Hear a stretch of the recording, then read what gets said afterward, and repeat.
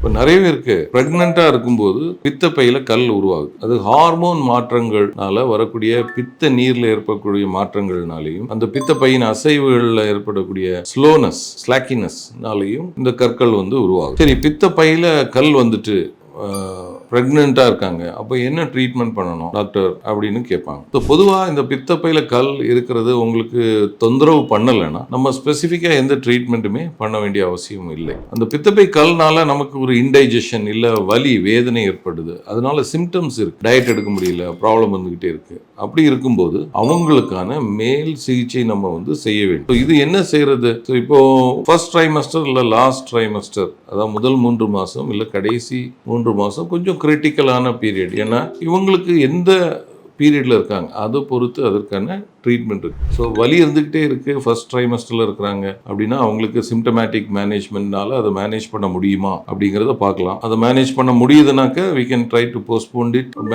Second trimester வந்துட்டாங்க, ரொம்ப இதாக இருக்குன்னா எலெக்டிவாக சர்ஜரி பண்ணிக்கலாம். இல்லை ரொம்ப முடியலை, இல்லை இன்ஃபெக்ஷன் ஆகிடுது, அந்த மாதிரி இருக்குது, சர்ஜரி பண்ணுறதும் கஷ்டமாக இருக்குது அப்படின்னா டியூப் கோலிசிஸ்டாஸ்டமின்னு சொல்லுவோம். சின்ன டியூப் மாதிரி போட்டு அந்த கேல் பிளட்டை டீகம்ப்ரஸ் பண்ணால் அந்த பெயின் எல்லாம் கம்மியாகிடும். ஸோ இந்த மாதிரி கூட ட்ரீட்மெண்ட் அவைலபிளாக இருக்குது.